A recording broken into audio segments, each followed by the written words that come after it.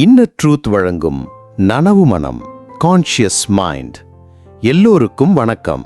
நான் உங்கள் அகத்தின் குரல். இன்னைக்கு நாம ஒரு ரொம்பவே ரியலிஸ்டிக்கா ஒரு விஷயத்தை பத்தி பேச போறோம். அதுதான் நனவு மனம், கான்ஷியஸ் மைண்ட்.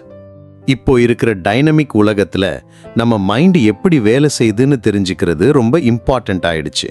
அதுல முக்கியமா நம்ம நனவு மனம். இதை ஒரு ஸ்பாட்லைட் மாதிரி கற்பனை செஞ்சுக்கோங்க. நீங்க இப்போ என்ன யோசிக்கிறீங்க, என்ன ஃபீல் பண்றீங்க, சுத்தி என்ன நடக்குதுன்னு உங்களுக்கு தெரிஞ்சு நடக்கிற எல்லாத்துக்கும் காரணம் இந்த நனவு மனம் தான். இதுதான் நம்ம அட்டென்ஷன் எங்க இருக்கோ அங்கேயே இருக்கும்.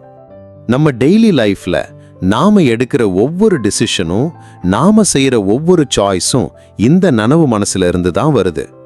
உதாரணத்துக்கு ஒரு டாஸ்க் பண்ணும்போது டிஸ்ட்ராக்ஷன் ஆகாம ஃபோக்கஸ் பண்ணணும்னா நம்ம நனவு மனசு தான் அதை கண்ட்ரோல் பண்ணுது. அப்படின்னா இன்ஸ்டன்ட் கிராட்டிஃபிகேஷன், அப்படின்னா உடனடி மனநிறைவு தேடாம ஒரு பெரிய கோல் நோக்கி நாம வேலை செய்யணும்னா அங்கே நனவு மனசோட பங்கு ரொம்பவே அதிகம். இப்போ மென்டல் ஹெல்த்தை பத்தி நிறைய பேர் பேசுறாங்க. ஸ்ட்ரெஸ், ஆங்ஸைட்டி இதெல்லாம் ஏன் வருதுன்னு யோசிச்சா நம்ம நனவு மனம் சில சமயங்கள்ல அதிகமா ஓவர் திங்க் பண்றதால இருக்கலாம். அதனால தான் மைண்ட்ஃபுல்னஸ் பயிற்சி, ப்ரெசன்ட் மூமெண்ட்ல வாழறது பத்தி நிறைய பேசப்படுது. இது எல்லாமே நம்ம நனவு மனசு சரியான வழியில ட்ரெயின் பண்றதுக்கு தான். நம்ம பர்சனல் growthக்கு இந்த நனவு மனம் ரொம்ப முக்கியம்.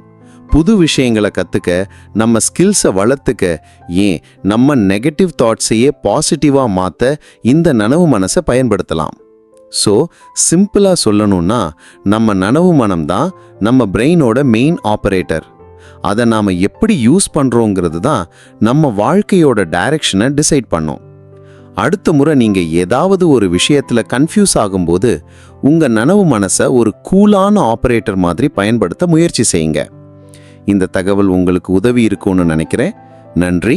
மீண்டும் சந்திப்போம். நான் உங்கள் அகத்தின் குரல்.